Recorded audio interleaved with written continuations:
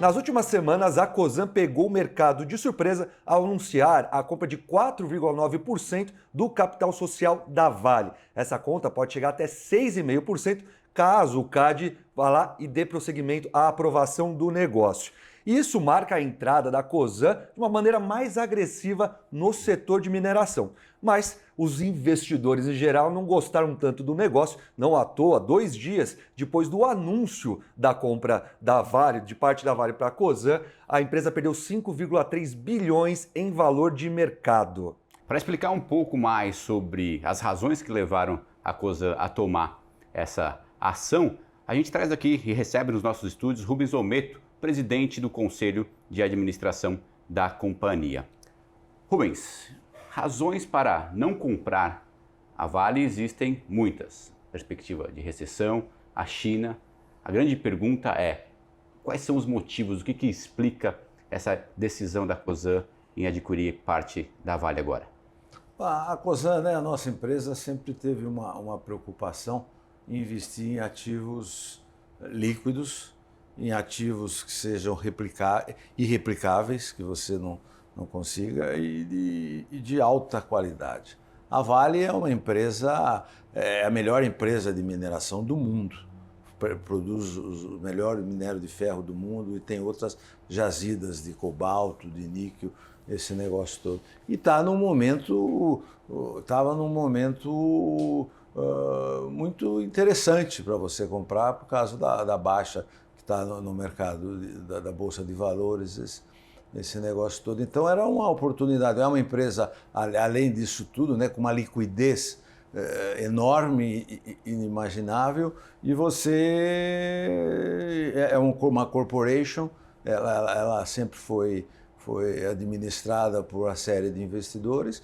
Então a gente achou que a gente seria um bom investimento. Eu acho que todo esse problema que tem na economia mundial, de guerra, tudo isso uma hora passa e já deve estar parte disso precificado. A gente achou uma boa oportunidade de fazer investimento nela, usando o nosso expertise de poder unirmos as acionistas para fazer a companhia desenvolver os projetos que ela tem, melhorando cada vez mais. Rubens, se a gente voltar um pouco no tempo, o mercado já puniu a Cosan por movimentos similares a ESSO, e teve o caso da ALL, né? Quando a Rumo comprou a ALL, muito se falava até se o 3G não deu certo, por que Rubens Ometo, por que a Cosan daria? Então, pegando esse caso da Vale, o mercado não gostou ou o mercado não entendeu a transação? O mercado não gostou porque não entendeu. É bem fácil, foi uma medida precipitada de que alguns tomam. Mas como diz, né, a experiência, e as pessoas deviam pelo menos conhecer um pouquinho do nosso track record, de como a gente faz as coisas, devia tentar entender melhor a operação, como ela foi feita. E eu acho que mesmo no caso da LL, né, você viu que a LL se transformou na Rumo, né, que é uma empresa de sucesso, é uma empresa que o agronegócio brasileiro não estaria nessa posição, não só sob aspecto de custo, sob aspecto de operacionalidade, entendeu? Então, eu acho que é isso aí, o mercado não gostou porque não entendeu, mas ele vai entendendo, e cria oportunidade para todo mundo. Então, quem fica chateado é namorado, homem de negócio não. Se a ação de uma cai, você pode comprar e você tem ativos em melhores condições para fazer. Então cada um vai fazer sua conta e vai chegar à conclusão qual é o melhor investimento a fazer. Nós estamos muito felizes com o investimento que fizemos, em nada não nos alterou. Você lembra quando a gente comprou a ESSO, aconteceu também uma coisa semelhante. A gente comprou a ESSO, imediatamente a gente fez hedging, porque era em dólar, houve uma desvalorização cambial e todo mundo falando, vende, vamos realizar um lucro aí de 500, 600 milhões de reais. Eu falei, não é esse o nosso programa de investimento. O nosso objetivo é de construir e empreender e criar valor a longo prazo. E essa fatia, essa participação de 6,5%, caso o CAD aprove e tudo mais, ela é suficiente para influenciar no dia a dia, na gestão em si Você tem dois Vale? aspectos, né? Um aspecto jurídico, né? Se você falando societariamente fazendo, 6,5%, com certeza você teria a condição de indicar pelo menos um conselheiro. Mas o nosso objetivo não é esse, entendeu? O nosso objetivo é criar uma parceria de boas ideias. Você, numa sociedade que você vai contra todos os outros sócios, ela não vai para frente. Eu dou um exemplo para você, a nossa associação com a Shell. Nós temos uma sociedade com a Shell que a gente fez e criou a Raizen. É uma operação 50-50 com alguns votos de desempate que compete a mim, mas e depois de 10 anos tinha uma cláusula de way out, porque se era um casamento de duas empresas que podia não dar certo e você tem que ter way out para desfazer. Você tendo way out, você não tem condição de brigar. Depois de 3 anos, a própria Shell nos procurou e falou: Rubens, nós estamos tão satisfeitos com essa nossa sociedade que nós queremos rasgar essa cláusula de desfazimento da sociedade depois de 10 anos. Isso, para mim, foi uma coisa... Mas por que isso aconteceu? Porque em nenhum momento, nenhum dos sócios levou proposta para a sociedade que não fosse para o bem da sociedade. O negócio começa a ter problema se um sócio começa a levar a questão que é para o bem dela e não é para o bem da sociedade. Então, esse é o segredo de casamento. E é um negócio que eu faço isso desde que eu tenho 20 anos de idade. A gente já comprou mais umas 50 empresas e todas um sucesso na relação com o nosso sócio. E você acredita que algo nesse sentido que foi feito com a Shell no passado possa ser executado também com a Vale agora? Esse é o nosso objetivo, é trazer para a Vale, para a sociedade da Vale, ideias que levem ainda mais a rentabilidade, o desenvolvimento e crescimento da companhia. E são só os acionistas da Vale, são todos acionistas de primeiríssima qualidade. Não tem criança e nem tem gente de má fé. É gente a nível de um Bradesco, de uma Mitsui, da Previ, sabe? Então você é só gente muito séria, gente que quer o bem da sociedade. Os fundos de capitais grandes como Capital, essa turma toda. E as conversas com esses acionistas, como que está já, até como vai ser a participação de vocês, ou até mesmo como que eles estão vendo essa entrada? Não chegamos ainda nesse ponto, mas nós somos tão confiantes no princípio que a gente quer levar e da maneira que a gente trabalha e como a gente gosta de fazer as coisas, que eu não vejo nenhum motivo para que a gente não tenha sucesso num ótimo relacionamento com eles. Uhum. A gente está aqui para somar e eu acho que queremos trazer boas coisas para a Vale. Uhum. E Rubens, não foi a só ação da Cosan que sofreu com o anúncio, né? Raizen, Rumo também caiu, porque existia um temor aí no mercado que poderia haver, de repente, ali desinvestimentos na companhia. O que você tem a dizer sobre isso? Eu acho que esse negócio, o pessoal leu muito Sidney Sheldon, porque é uma teoria de conspiração, né? É uma coisa, por que você estuda história, né? É para que os erros do passado não se repitam. Quem analisar a minha história, né? Você verificou que a gente nunca vendeu nada. Nunca vendeu nada. E a gente não é um fundo de investimento, a gente não é, sabe, não somos banqueiros, não. A gente investe para ficar e nós temos só empresas que nós temos muito amor por elas, e são empresas de sucesso. Então não tem nenhuma. Você pega a história da Rumo, você pega a história da Comgás, Compass, você pega a história da Moove, você pega a história da Raizen. Então, não tem... Isso é uma teoria aí que... Mas como eu falava, é bom, até porque cai a ação da Rumo, você compra. A companhia vai muito bem, gera caixa, gera dinheiro, a gente acompanha isso de perto. O CAI da Raiz são empresas de sucesso, né, que estão fazendo uma história boa, bem geridas, capitalizadas. Não tem motivo, a gente fez tudo isso muito bem pensado, muito bem organizado. Quem me conhece melhor sabe bem, eu sempre tenho plano A, B e C, tudo muito bem planejado, tudo muito bem no detalhe. Eu acho que é uma excesso de Sidney Sheldon. Tem vários livros do Sidney Sheldon, se tem 3 ou 4, você vai vendo que o homem tinha uma imaginação muito fértil. E do ponto de vista de dividendo, o mercado ficou um pouco preocupado em relação a isso, porque parte disso vai ser usado para pagar a dívida, né, que foi tomada. Essa é uma preocupação legítima do investidor, do mercado, em relação ao como vão ficar os dividendos a partir de agora? Mas eu acho que só vem para o bem, né? Eu acho que só bem. Esse é um negócio que eu pessoalmente administro muito bem, porque a Cosan, ela é uma holding e ela vive de dividendos das companhias. Esse é um fluxo de caixa que eu administro muito de perto. E aí a Vale é uma empresa geradora de lucro e de dividendos e tradicionalmente uma grande distribuidora de dividendos. É claro que no nosso planejamento a gente conta com distribuição de dividendos da Vale e esperamos que isso continue, que ela continue ganhando dinheiro, que ela até aumente a sua rentabilidade e possa remunerar ainda mais seus acionistas. A gente vive de dividendos. Eu, pessoalmente, vivo de dividendos. E Rubens, mais recentemente vocês mas intensificaram os investimentos em terras agrícolas, né? Foram quase 3 bilhões de reais nos últimos 2 anos por meio da Radar. Por que desse movimento? Qual o valor que você está vendo agora? Tem alguma coisa que mudou no mercado? Eu acho que se você pegar a volta à origem, né? Eu nasci literalmente numa fazenda, em Piracicaba. Não é para me gabar, mas eu sou piracicabano.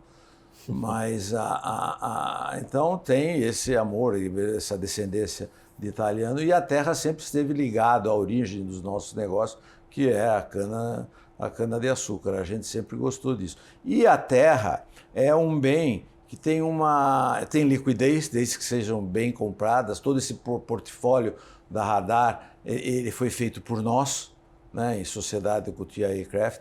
Então são terras de primeiríssima qualidade, muito bem localizadas, todas elas muito bem arrendadas, todas elas com... Para você ter uma ideia, essas terras da Radar e associadas, elas têm de arrendamento, a receita de arrendamento, em torno de 400 milhões de reais por ano, coisa que ninguém sabe. E a terra está sempre bem protegida contra inflação, contra movimentos políticos, e tem muita coisa para fazer no agronegócio brasileiro. Eu cito 3 que nós vamos focar. Primeiro é a irrigação.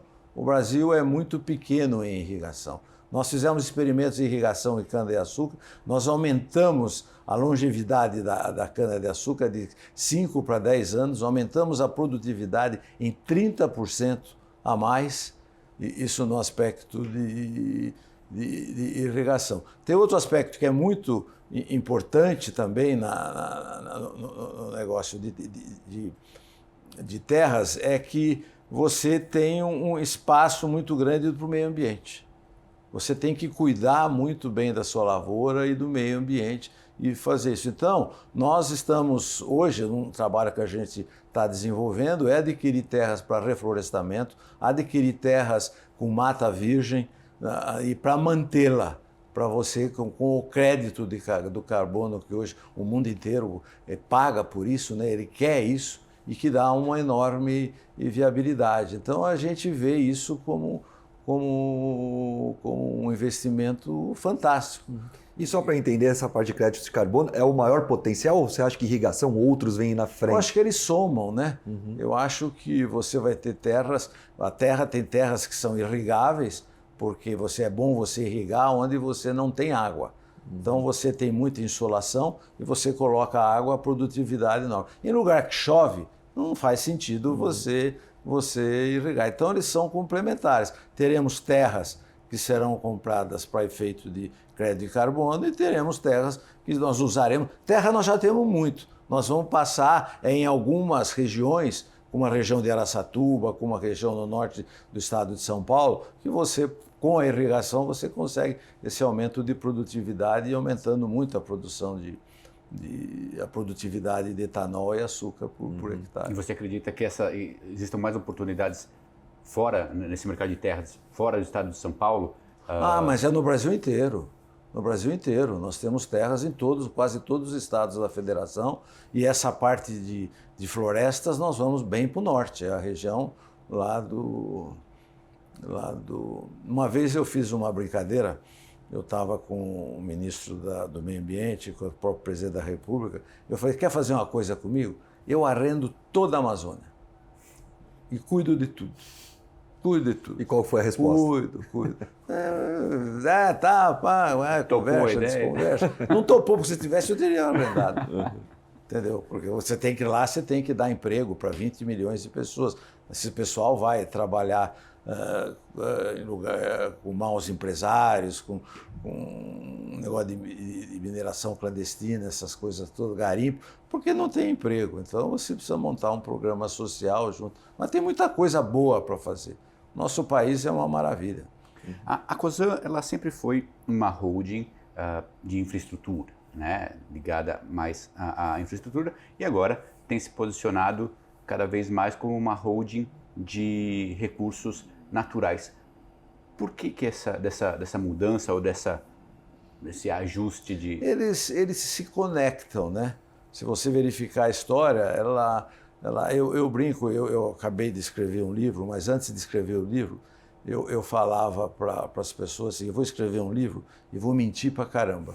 Eu vou falar que tudo o que foi feito foi detalhadamente e antecipadamente planejado. E a verdade é que as coisas vão acontecendo e você vai tendo oportunidade de maximizar. Então você começa com a cana você vai para o etanol você vai para o açúcar, do açúcar você vai para a logística, que é para transportar a logística, daí você vai para queimar bagaço, para geração de energia elétrica. A hora que você faz isso, você entra no gás, porque daí você quer aproveitar o gás da Bolívia, passa dentro das nossas usinas, daí você produz o etanol, daí você quer distribuir o etanol diretamente nos postos de gasolina, daí veio o negócio de Esso, Shell. Então você vai vendo e vai criando riqueza para o nosso país. Então as coisas são conectadas. Eu acho que o negócio de minério é uma coisa muito, muito interessante, é no interior do nosso país, é um negócio natural que você pegar a Vale é campeã, é a melhor mineradora do mundo. Entendeu? A qualidade do minério, a logística que ela tem, sabe? É uma coisa, como eu disse para você, é irreplicável. A gente gosta de aplicar o nosso dinheiro em negócios que têm alta liquidez e que sejam irreplicáveis, que você tem, que é o caso da Vale, é o caso. E agora também está se esperando as próximas janelas de mercado e muitos se falam que na primeira janela vai ter um IPO da Compass. Aí eu queria saber se é um plano de vocês e qual a grande oportunidade, que você já comentou um pouco, mas qual a grande oportunidade que você vê no mercado de gás, afinal já tem a Comgás, agora a Compass? O gás ele é fundamental para o desenvolvimento industrial e para o conforto do cidadão dos países. O Brasil hoje é um grande produtor de petróleo, mas infelizmente ele não aproveita todo o gás que vem agregado associado ao petróleo. Tanto é que nas bacias de petróleo do pré-sal eles são reinjetados, porque você é proibido de queimar, então eles usam isso para reinjetar. O que falta é infraestrutura para aproveitamento desse gás. E nós, com a expertise que a gente adquiriu com a Comgás, passamos a investir pesadamente em gás, porque eu acho que o Brasil vai ter gás, vai ter muito gás, e ele ainda não tem a infraestrutura necessária para aproveitar esse gás. E o gás não viaja. A viagem do gás ela é complicada, então você precisa fazer ela bem feito. Então a Compass está investindo numa usina de regasificação de gás natural liquefeito em Cubatão, está desenvolvendo o projeto do Rota 4, que unia as plataformas de petróleo de Santos até Cubatão também, para que você tenha esse petróleo que hoje é reinjeitado, ele venha por uma molécula a um custo menor, entendeu? Nós compramos a Gaspetro, que tem a distribuição, que os investimentos... Pra você ter uma ideia, nós compramos a Gaspetro agora, e a Gás Brasiliano, que é no norte do estado de São Paulo, a Comgás gasta 1 bilhão e 200 milhões de reais por ano capex recorrente de manutenção, expansão da rede, esse negócio todo. Sabe quanto gastava a Gás Brasileira? 30 milhões de reais. Então você tinha uma demanda reprimida, entendeu? Por falta de infraestrutura. E é uma região riquíssima, de cidades como Ribeirão Preto, como São José do Rio Preto, Bauru, tudo que não tem, porque não tem gás. Então, nós temos, eu gosto de brincar, porque nós temos nas nossas empresas, além de elas estarem bem estruturadas financeiramente, tem uma equipe boa, todas elas têm projetos de expansão própria por mais 5, 6 anos. Aí que você tem que trabalhar muito bem para dar conta do que eu espero que eles façam. Se investiu em logística nos últimos 10 anos e deu uma aliviada na questão logística do Brasil, principalmente parte agrícola. Só que aí a gente teve também 2 safras aí há 2 anos em que deu uma escorregada. Ficou seco. Quebrou a safra. Foi milho primeiro, agora soja. E se tudo caminhar bem, como é que está a questão logística no Brasil? Ela suporta ou a gente vai voltar mais ou menos, vai se aproximar daqueles... O Rumo está investindo muito nisso. Está investindo muito. Nós vamos até, estamos duplicando uma série de linhas, estamos aumentando locomotivas, vamos entrar no leilão do Porto de Santos para melhorar ainda mais. Porque quando você aumenta a eficiência ferroviária, você tem que ter 2 linhas paralelas para que um suba, o outro desça, ter alguns lugares para você. E o tempo, né? Você precisa fazer isso muito rápido e não deixar o trem perder muito tempo nos terminais. Uhum. Daí você pode praticamente dobrar a sua capacidade com o mesmo equipamento que você tem. Essa é uma briga eterna que nós temos. Então, mas essa é uma preocupação. Assim, as pessoas estão, conversando com algumas pessoas, assim, existe esse receio de que, se o Brasil tiver uma safra cheia, a questão logística volte aos patamares que eram 10 anos atrás. Não, a gente não vai deixar, porque é o nosso negócio. Aí você vai ter uma demanda... É o nosso negócio. Daí vem novos projetos, a gente vai investir, a gente vai... Nós não vamos deixar porque eu não vou deixar a bola quicando. Esse mercado e eu não aproveitar. E Rubens, pegando um pouco de carona nisso que você está falou do Porto de Santos, quais outros ativos que vocês estão de olho, por exemplo, para Rumo? Quais leilões que vocês querem participar? Quais são as principais oportunidades, pensando aí num médio prazo, pelo menos? Olha, nós estamos atentos em todas as oportunidades que aparecem, mas a mais de curto prazo que tem hoje, que já está em processo de investimento, já começamos a fazer, é a ampliação do ramal norte, que liga Rondonópolis a Sorriso e Lucas do Rio Verde. Nós já começamos a fazer esse investimento, que isso vai aumentar em muito a quantidade de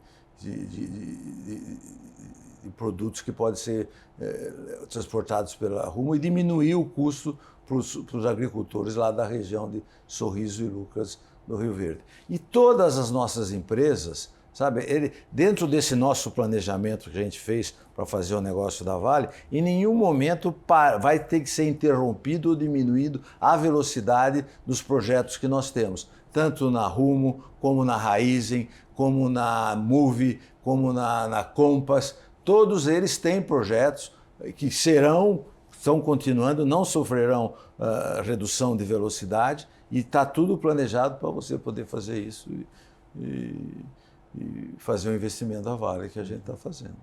Para 2023, como é que vocês estão vendo, quais são as expectativas, perspectivas econômicas de vocês para o ano que vem? Existe algum risco que você enxergue que possa mudar um pouco o rumo de investimentos que vocês têm planejado? Esse é o primeiro... Não, né? Porque eu acredito no nosso país, se a gente tivesse alguma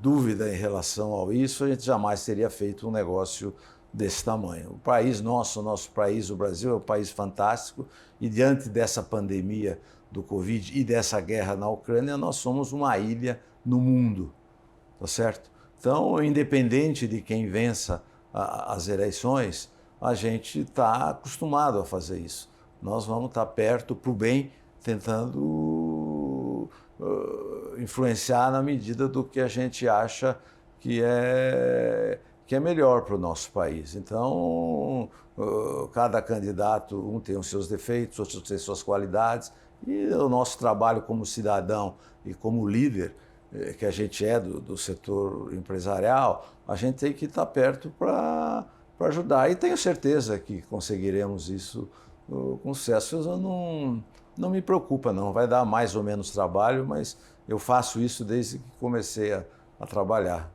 Rubens, obrigado pela sua presença aqui conosco. Volte mais vezes. Muito obrigado, eu é que agradeço. É muito bom estar aqui conversando.